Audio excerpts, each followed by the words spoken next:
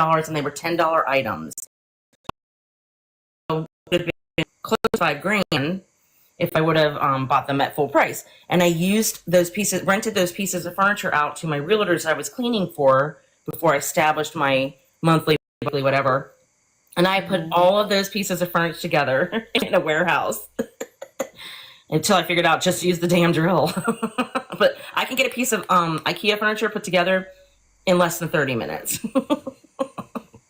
Well, I will tell you, that king size bed that I put together, I literally had it all together, and then I realized the bottom part I had upside down, and I had to literally undo everything. it took me 6 hours. That's not good. You know what? It's just I would have cried. There were times I had to get up and I had to walk away because I'm like, you know what? I just need to give myself like 5 minutes and let's just go back at it, you know? Sorry. I don't know why I'm making that stupid noise. I can't cough yet still. That's funny. I gotta walk away before I kill it. I'm going to stomp on it. There was one piece of IKEA furniture that I did. Ultimately, I bought like 4 or 5 pieces of it, and I ultimately just threw the rest of them away because I was like, I'm never doing that again. It was way too hard. It was poor design, and now I know why that one was $10. Their were the worst because it's expensive. Right. I never put a stool together properly. In fact, I just threw the last one of them away. Oh. I'm telling you, I was like, you know what? I ain't got to put shit together. I mean, I am going to get a wall unit that you can put your knickknacks and stuff on. Yeah. But that should be pretty simple because they're bigger pieces. Right. It's just when you get all the bolts and the nuts and, you know, and then you got to hold one side up to screw in the other side. It's a bitch. Yeah. No, thank you. So yeah, I ultimately ended up selling all that furniture to a couple realtors at Staged Homes, and I think they still. I have one piece of my IKEA furniture left, and I think that's going in this move. It's a shoe rack. It's really nice. It's like a dresser. Has a top drawer. Yeah. But I don't have a spot for it. I'm like trying to convince I think I have somebody to take it. I got a lamp too. I got to get rid of today. It's a really nice Pottery Barn lamp, but don't need it. Huh? I love Pottery Barn. Oh, I did. Like, remember Pier 1? I love Pier 1. We don't have one right now. I know. Yeah, a lot of the Pier 1s, you know, where I was at, you know, had closed down, but, and I miss Bath and Beyond. I do too. But we have Home Goods now, so that's pretty good. Bed Bath & Beyond had great bedding. Home Goods does not. It's cheap. Well, I liked Bed Bath & Beyond because they had a lot of good, like, cookware, dishes and stuff. Yeah. I have a very expensive taste. No budget for it, but Crate and Barrel, that's my jam. Pottery Barn and Crate and Barrel were my big jams. Back in the day when because I don't have it now. Right. I'm actually on a hunt for a cutting block, like a butcher block, but I want like a big large piece. Home Goods. Yeah. I need to get one of those. Best place to get one, Home Goods. And I would look on Amazon. I got a couple butcher blocks there. And TJ Maxx. Believe it or not. TJ Maxx has some decent cutting boards. Well, thankfully, Home Goods. Yeah, thankfully, Home Goods and TJ Maxx is about 12 miles from me. So nice. I just researched where my nearest grocery store is going to be. My Aldi. It's 20 minutes away from me. Just kidding. I'm not complaining, but that's with no traffic. Let's just say that where I'm moving will be. There's a lot of heavy traffic during the holidays. And like I said, I'm moving close to a very expensive mall. It's going to be dangerous. I'm going to have to put the brakes on. Apply the brakes now. Don't turn in.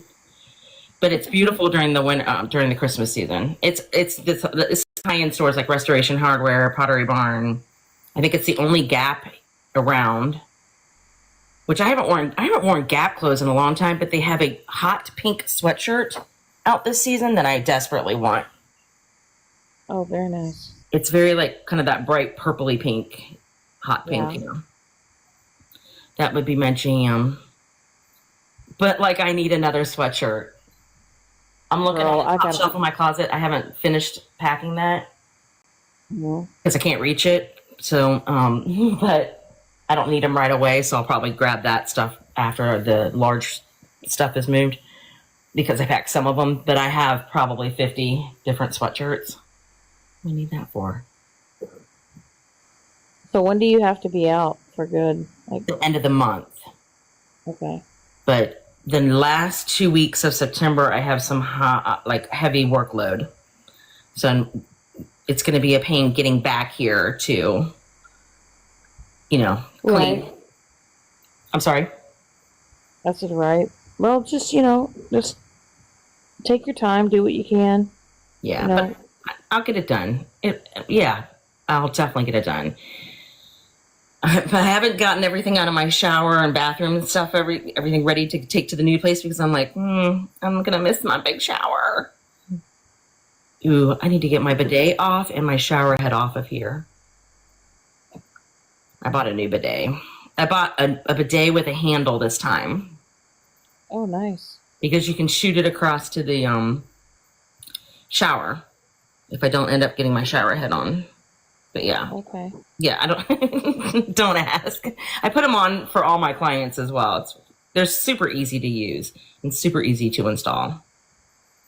But I highly recommend them. If you don't have one, you are missing out. Have you ever used one, Shannon? I honestly, I haven't. It's a game changer. It's a game changer. TMI. Well, you missed it then last night because Florida Man's weird. That was the weirdest live I've listened to from him. It was awkward. I was embarrassed for him. He couldn't, and everybody was like warning me, like, don't mention his name. You're going to be in trouble. He's going to come after you. You're asking for it. And I'm like, what is he going to do to me? I don't understand. He's not going to do anything. Was he going to tell where I live? Because everybody knows where I live. And I'm moving. Girl. I know. I found it's just an odd live. It was so weird. Did anybody else catch it? There's so many people. I know here. I didn't. You're glad you didn't? No, I said, I know I didn't. You Shit. didn't. Well, he didn't announce it until later on in the evening. So, but it was wild. You know who was in there? Oh. Ridiculous. Oh, but he was tying it out. He kind of had a wait. I think it was about Steph sending out protection orders. You do? Because he had a real hard on for Ms. Sunshine. He talked a lot about her, the parts that I could hear. So the live was as per usual. There was lots of airtime that you couldn't hear anything because his Wi-Fi was so weak. And I have a very hard time hearing him in general. But so Miss Sunshine was in there, and so was Snark. I think the two of them were sort of going at it with each other. I couldn't tell because again, his tactics are very clear of what he's doing. Look over here while I do this. You know what I mean? So he had print all down. He had typed out stuff his bullet points, which weren't really bullet points, of his topics of conversation, and you couldn't read the comments very well. And I think that's done on purpose. And I think he mumbles and speaks fast and not clear and has background noise because then he's not really responsible for the things that he says. That's just my opinion. In my opinion only. So it's so frustrating though. You're like, what? What's he saying? I've got him blocked, so I don't watch him. Yeah, I don't have that big of a history with him, so I don't have him. I don't think I'm following him anywhere. And normally I don't listen to his lives because it's all weird. And that was really weird. So lesson learned. But I was curious to see if I was like one of the targets. No, well, it's the same song and dance, so that's with a lot of people on here. It's weird. Same song and dance. Yeah. Yeah. Which you talked about a little bit. We both talked about, and we keep talking about. It all gets boring. Yes. What? So you're off today? Yeah. Well, just gonna sleep, or are you gonna do anything fun?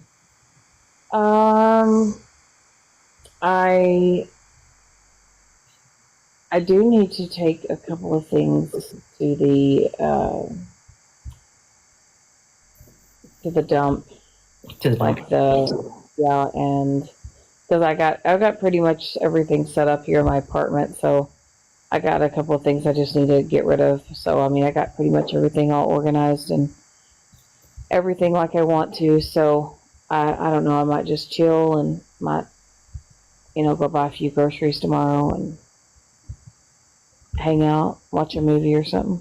Yeah, I started. What was that series that I looked up? What's the name of it? It's on Hulu. Let me find it. Yeah, Better Things. Okay. So I listened to that last night when I fell asleep. It's a cute little show. Have you seen it? I've heard it, but I haven't watched it. Yeah, it's kind of cute. You'd probably like it. I like her. I like her relationship with her daughters. They're very quirky. Very quirky. Like me. I'm gonna call myself quirky. Huh? I need to get back to watching my crime shows. So I do listen to like some of those podcasts. Yeah. Sometimes it takes a toll on me after a while though. I like to watch Dateline. Love Dateline. Yeah, it's sometimes I like to watch the prison shows. Oh. Women behind bars. Yeah, it's like it's scary though. It is scary. well, I used to work in corrections, so sometimes it's kind of neat to see how other like prisons work and run and stuff. Why is it? Oh my God! Hi. What? Yeah, I can't believe you worked in corrections. Would you go back to it? I thought about it, but it's so I've worked in men's prisons, right? Men. So, I've worked in minimum and maximum security prisons, so I've been around it. It's just it's very mentally draining, Right. because it's just you got to learn how to shut it. Like my personality, I'm normally like bubbly, outgoing, whatever, and it's like when you work in corrections, you just kind of have to shift gears a little bit. Mm-hmm. It doesn't mean like becoming an asshole or anything like that. It's just you got to be more kind of stern and assertive, and it just kind of gets it can get taxing at times. But Right. I think I've kind of closed the chapter on that. So, but I mean, I enjoyed it when I did it. So, Ooh. I don't think I could do it. I feel sorry for everybody. Certain ones, not everybody. my mindset working at the prison is just staying firm, fair, and consistent with the inmates all around. I know that they're all in there for different crimes and stuff, but I treated them all fairly. I know some people didn't, but I didn't really. My mindset is, being a correctional officer, I didn't go to work to punish them. Them already being in prison is their punishment. Right. It's just more of a. It can be a lot. It can be loud. It can be noisy. You kind of have days deal, and then days where, you may have to deal with an asshole or two. Right. Right. I get it. So the show must be interesting to watch. Do you think things have changed? How long ago was it that you worked in a jail? Well, I've worked, on and off, from 2000 and, from 2003 until, upwards to 2020, on and off. There's a question for you. Were you ever scared? When I first started, I was younger, but thankfully I had a female sergeant that kind of took me under her wing. And it just, you kind of get to learn the inmates. You kind of get to know their routine. They get to know yours. Right. I just did my job and went home. I wasn't, sometimes which really crazy to think. Sometimes you had more problems with your coworkers than you did than you did the inmates. Right. And that's the God's. Do you remember that story? Was it last year about that Kentucky? Was it in Kentucky or Tennessee? Sergeant who ran away with the prisoner, escaped with him, and they chased him down, and she ultimately died. I mean, Yes. unalived. Yeah. Crazy. She gave up everything for this man. But I can't tell you how many times working at the prisons, how many times women have lost their jobs because they've gotten in relationships.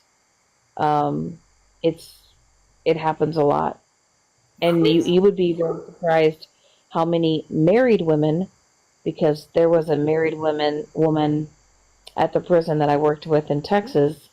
Her husband was a lieutenant at that prison, and she worked in the front at the security gate, and she was actually having an affair with the barber up front, who was an inmate. And she ultimately got caught and got fired, and he got transferred. How do they usually get caught? Communicating or communicating? A lot of the times the women that end up doing it, like, when I worked in corrections, I didn't really do my makeup. I didn't, I would look presentable, but I wouldn't like go looking all dolled up. But you could tell, because after a while, they can't hide it. They try to hide it, right? Mm-hmm. But it starts to show. Their flirtatious matter. Then they'll start coming to work wearing makeup, with their hair done, wearing perfume. Right. You can pick up on it. Right. But I would probably say my first year that I worked as a correctional officer, I would probably say there was about 8 women that lost their jobs because of getting in relationships. Right. Crazy. Why is my... Thank you, Larry Jess. Yeah. I could see it happening. Well, they're being manipulated by some pretty manipulative people. So, but I will say there were a lot of inmates that, I respected them, they respected me, and there were times where I might have 1 or 2 that would give me problems, and honestly, the inmates would take care of it.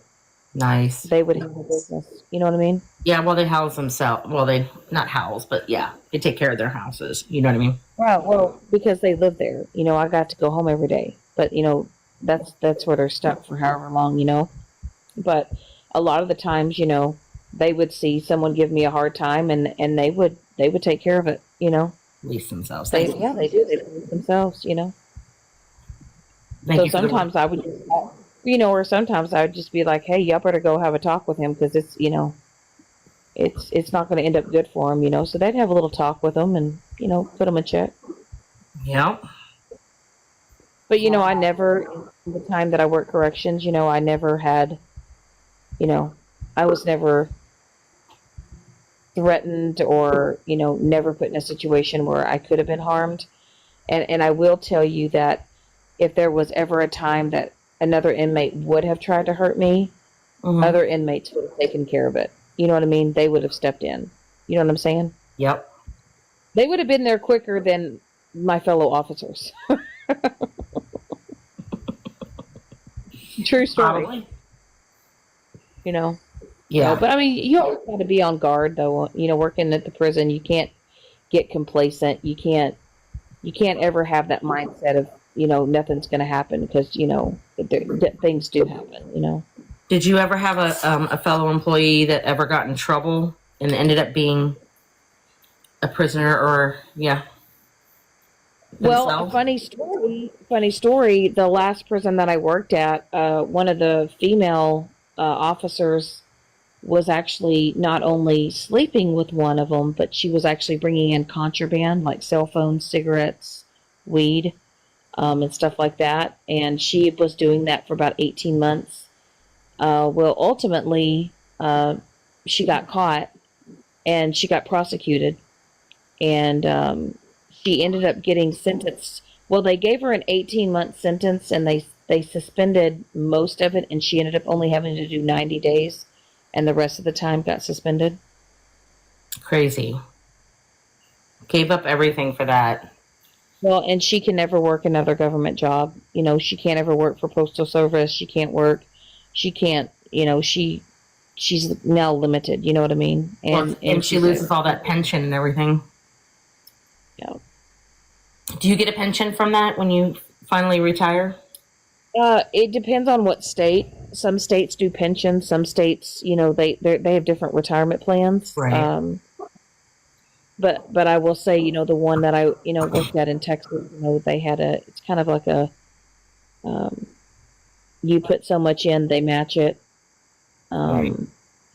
One that I worked at with their pension plan, they would match it. So if you vested in upwards to 5 years, you would be vested in with your pension. Right. Interesting. So, no, it's one of those things that when I got into it, I lived in a small town, not very many job opportunities. So, I had applied, I had to go to a 6-week academy. Mm-hmm. Girl, they had to spray me with mace because I had to experience it. Yeah. Well, you don't want to have it happen while you're working and it be your first time and then not know what to do. Well, listen, it wouldn't matter if it happened 10 times. I would never get used to that shit. Right. It's terrible. Yeah. I've actually been around when somebody's released one. It was awful. But I will say that, and I know this is hard to believe, there are a lot of bad people that have done some horrific things, and that's, to me, prison. Right. They deserve to be in prison, for a very, very long time. But there are people that do go to prison that do make mistakes. Sometimes people are in there for maybe multiple DUIs, or maybe because we had one that was in there for writing hot checks, and I think it was upwards to like 10,000, and they got sentenced to like 6 years. A little harsh. There's a lot of people that there's a lot of terrible bad people in prison, and that's why they have maximum security prison, stuff like that. But Right. sometimes there are some people in there that are very well educated and very very smart, very talented. They just happen to make some bad decisions in their life, and what's even more crazy is I was at a mall one time, and I remember I heard this voice that said, "Hey, boss lady," and I turned around, and it was an inmate that I used to have to work with or work around or whatever, and he got married and had a kid, and Aww. so I mean people there are people that get out of prison and turn their lives around and do good, and and that's good to see too. Who was your most famous prisoner that you ever knew about that was in a prison where you worked? Well, the one in Deer Lodge, Montana, There was one, he was actually on death row. I think he still might be. I know that he was fighting it. But he actually, murdered two people near the Canadian border, pretty brutally. So dealt with that. There was also he was a high profile inmate. They actually had to transfer him out of state because he had actually taken out a high profile gang leader. So they didn't want to keep him in the same state. So they had to transfer him. And if you saw him, you would have never thought he could have done what he did. But he did a pretty horrific crime. He was pretty much doing life, but he was a pretty big profile, high profile case. But a lot of the bigger crimes like the Boston bomber and stuff like that. They're at that Colorado prison. It's the Supermax. Yeah. Yeah, that's where you don't want to go. Yeah. I know that Chris Watts is actually about an hour away. He's the one that unalived Shanann and his two daughters. Yeah. Yeah, he's Do you think that girlfriend had anything to do with it? I do. I do too. I think she was there. So I think her daddy got her out of trouble. Yeah, because he's speaking out now against her. So I think she played a bigger part than I think initially he wanted to just take the blame, Because he's so in love. Yeah, but I do think she played a part. Whether she did it physically, but I do think she, put it in his head. She knew that he was married. Mm-hmm. She had been in his home. She tried to play like she didn't know, but she worked with him. She was actually stalking Shanann's, social media pages. Yeah, because Shanann was selling all that like health stuff, wasn't she? Mm-hmm. Thanks, Liberty. Yeah, I think it was that patch. I can't remember what the name it was, but you like put it on your arm. Yeah. Or something like yeah. Thrive, wouldn't it Thrive? I can't remember. But yeah, something like that. Where they had like the powdered drinks and everything. Right. But when I first watched it was Thrive Liberty. When Chris Watts was, when they were interviewing him and he was like, when he was talking about his wife like and his kids in, past tense.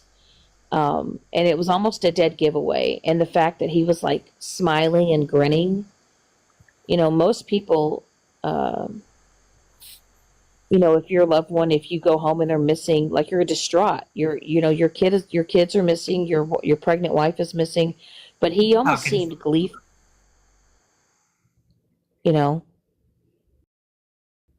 But I will say that his neighbor came in clutch with the video footage, and then, of course, Shanann's best friend,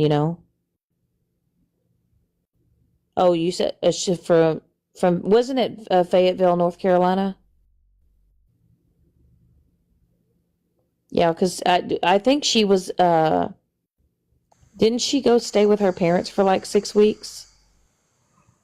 Yes. In North Carolina or something like that? Yeah. Something like that. Well. Yeah, but I do. I think I do think that she was there or she helped plot. There was something, there's something that's off. But she was found, right? Because she was in protection and she was at a church service. What? Yes, and somebody recognized her and it was on TikTok. Nuh-uh. Yes, ma'am. Well, does anybody else remember that when they came out and they played the footage of her being in a church? She was like walking down the aisle, and she's gained a little bit more weight, but yeah, it's on TikTok. I gotta go look now. What's the what would I search? What was her name? Nicole. Oh, does anybody know her last name? Lynn Pierce. I know that it was Nicole something.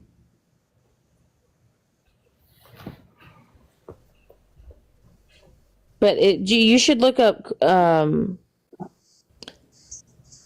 Chris Watts' mistress on TikTok Oh, and yeah, see if yeah, it yeah. comes.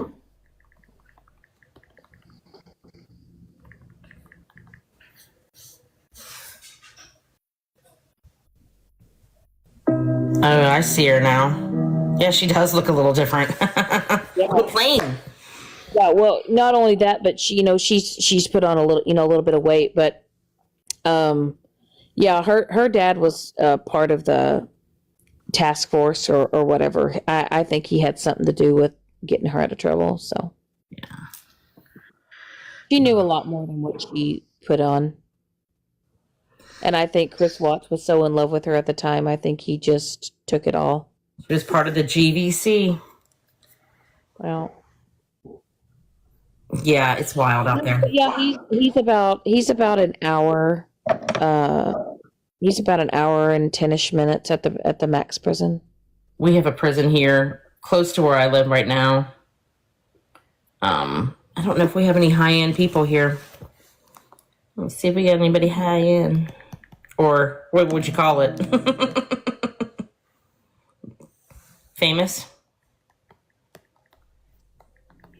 Well, I have a high school classmate of mine that was sentenced to 40 years. He's still in prison now, but for attempted murder on a police officer. Good Lord. Mm-hmm. Oh, yeah, we have a Predator, TJ Lane, but that's about it. Oh, we do have somebody that did something horrible, but I think he's trying to get out of his charges.